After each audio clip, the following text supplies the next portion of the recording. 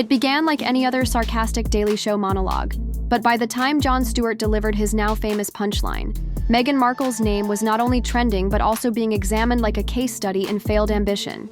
He only needed to say that she was the worst entrepreneur of the year, and the media landscape abruptly came to a halt. No tabloids or royal rumors were required. Just one brutally honest remark that revealed years of phony branding fluffed on paper. It all sounds. But when you look a little closer, you start to see a pattern that's difficult to ignore. Meghan has tried to establish herself as a powerful entrepreneur over the past few years, podcasting, publishing, and even whispering about skincare and luxury branding. This wasn't just another internet moment, though. It was a direct hit, and it landed because it was true. Payrolls, extravagant announcements, and then quiet, canceled contracts, ghosted ventures, and PR statements without any action. It's like watching a movie trailer that never comes out. Take her podcast, for instance. In its first season, Archetypes was supposed to be a daring feminist exploration of the labels women are given, with big subjects, big guests, and a big message. However, behind the scenes, it was a nightmare with staged interviews, sloppy ghostwriters, and less involvement from Meghan herself. According to reports, Spotify had invested a whopping $20,000 in the deal, and when it all fell apart, one executive didn't hold back. Bill Simmons, one of Spotify's senior figures, called Meghan and Harry grifters. That's not a rumor.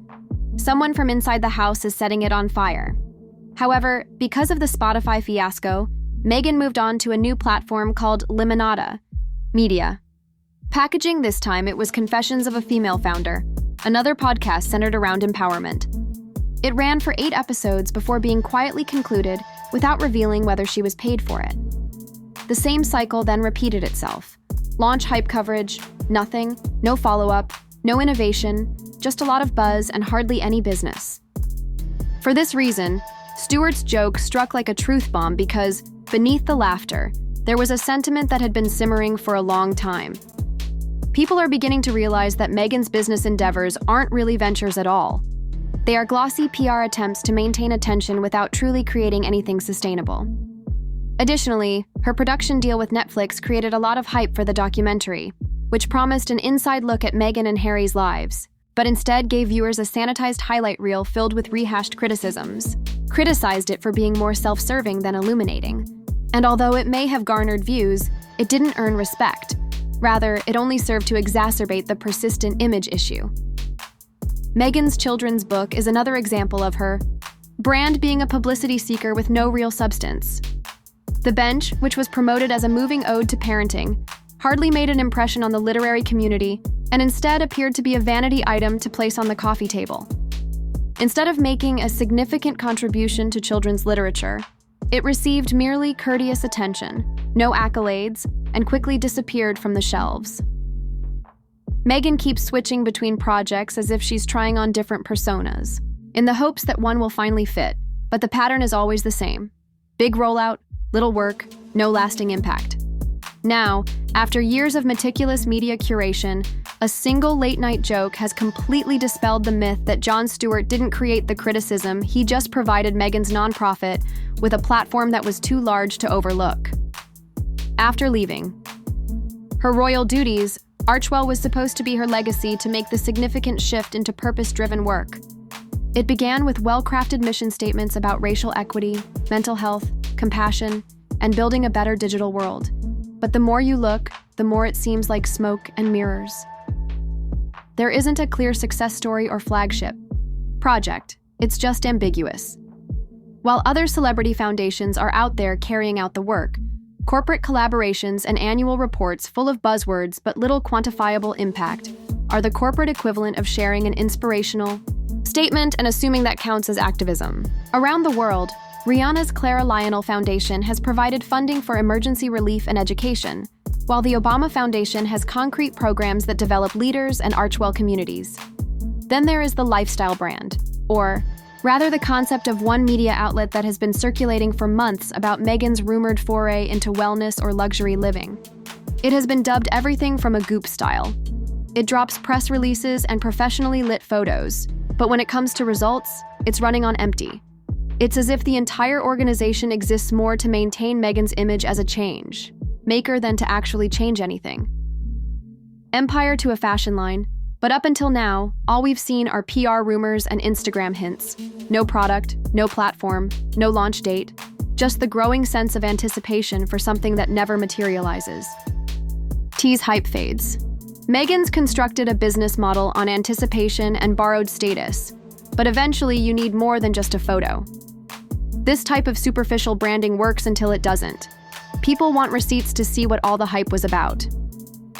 Clips from podcasts and operations. That's the main point of Jon Stewart's takedown. It wasn't a joke. Rather, it was a mirror image that demonstrated how disconnected Meghan's brand has become from real entrepreneurship.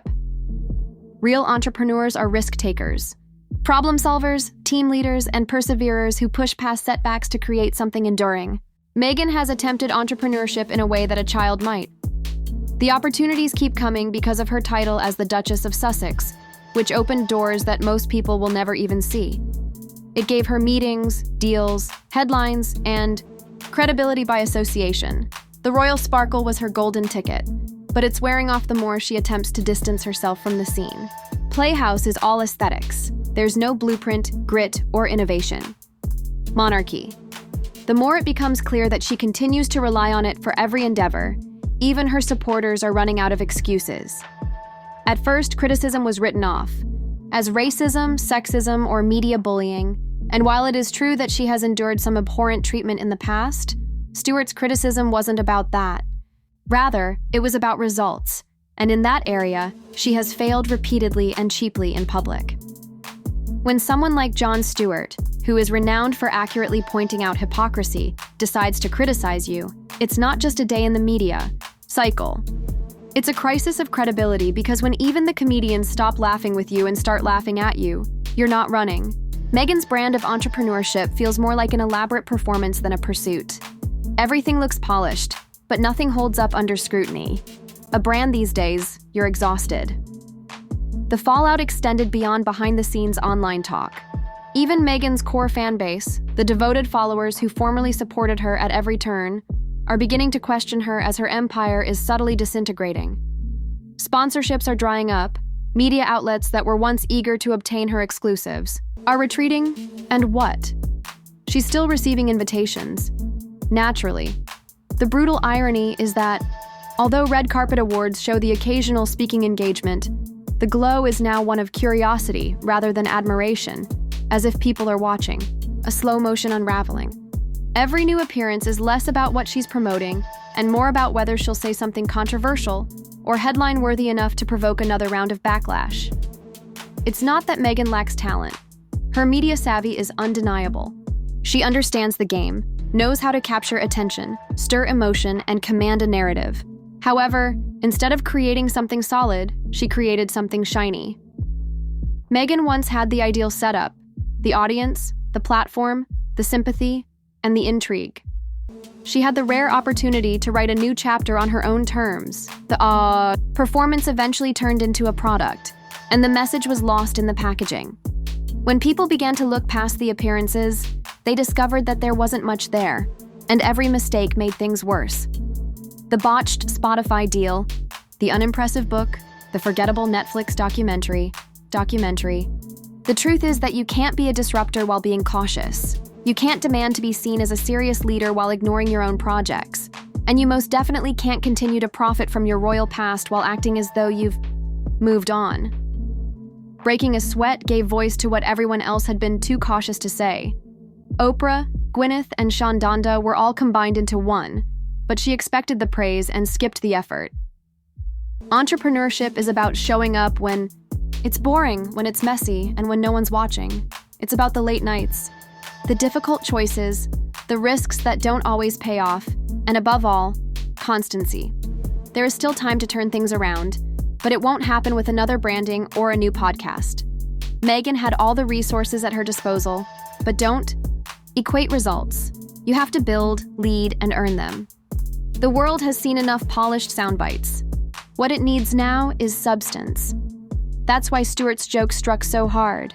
It wasn't just funny, it was necessary. It punctured the bubble and reminded everyone, including Meghan, that credibility isn't inherited. It's built, and right now hers is in pieces.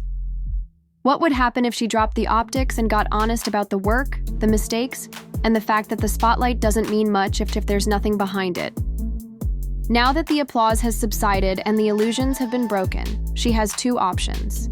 Either she continues to create a fiction that is unraveling, or she does the one thing she has avoided, the actual work.